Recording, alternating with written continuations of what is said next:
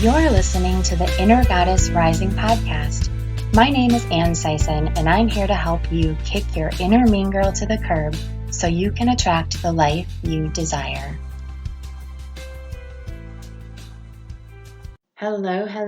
How's everybody doing this week?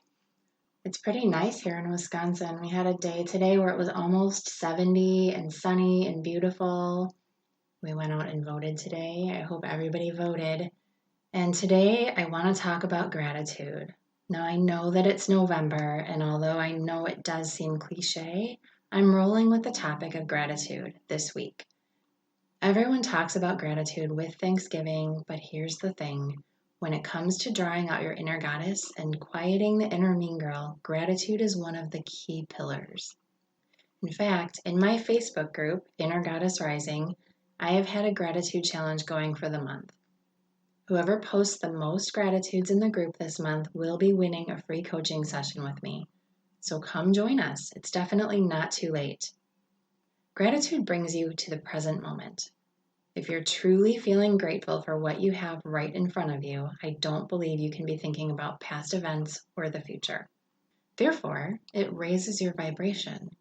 When you're thinking about how happy you are with something, you are not in a negative state of mind. Therefore, it raises your vibration. When you're thinking about how happy you are about something, you are not in a negative state of mind. Our brains cannot be focusing on two things at once. Gratitude also creates abundance. There's a quote by Sarah Von Breathnock. She says, "Gratitude is the most passionate, transformative force in the cosmos. If you give thanks for 5 gifts every day, in 2 months, you may not look at your life in the same way as you might now." That's a great quote, and that's because gratitude has the power to reshape your neural pathways.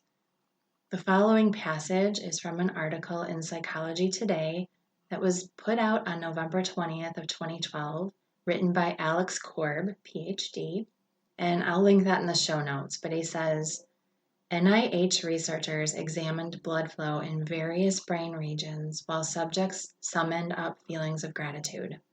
They found that subjects who showed more gratitude overall had higher levels of activity in the hypothalamus. This is important because the hypothalamus controls a huge array of essential bodily functions, including eating, drinking, and sleeping. It also has a huge influence on your metabolism and your stress levels.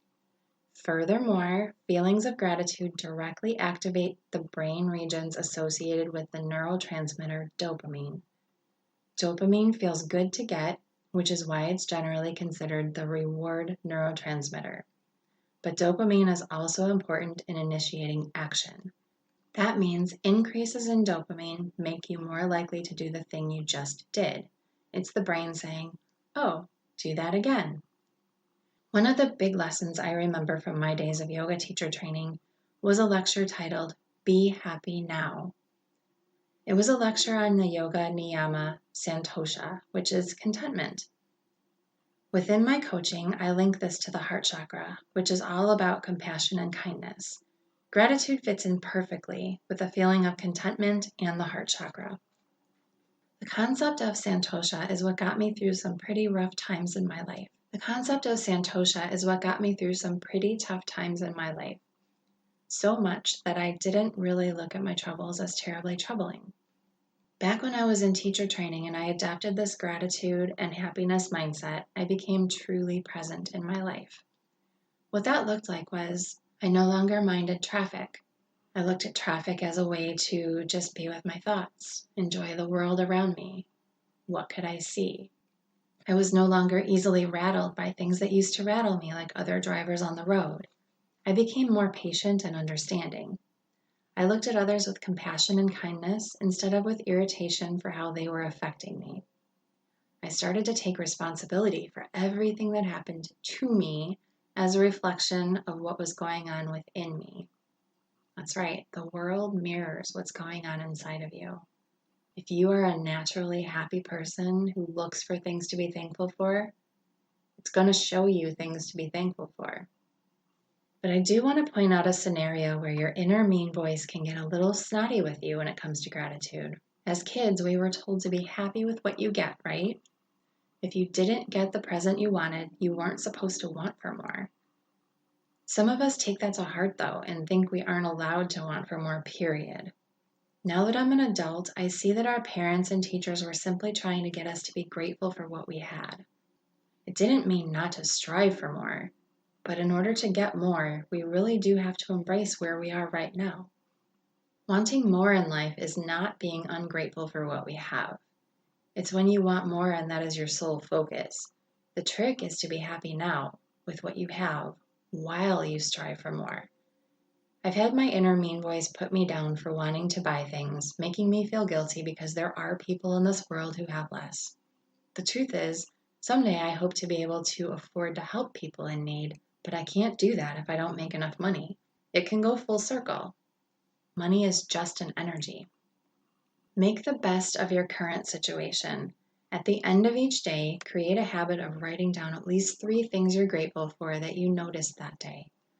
On the days when I felt like I didn't have anything to be happy about, I always found something. Even if it was just a beautiful tree or a flower, or the way the breeze drifted into the window, or the way my dog greeted me with happiness and joy. There was always something that happened that brought me back to the present moment. I always had more than 3 things to write every single day. And this changed my life because it changed my perspective. Give it a try this month. At the end of the month, then take note of how you feel.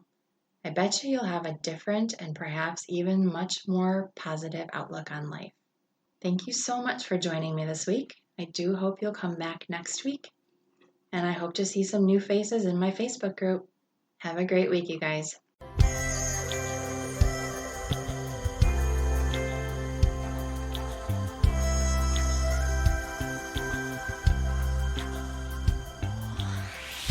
Thank you so much for joining me today.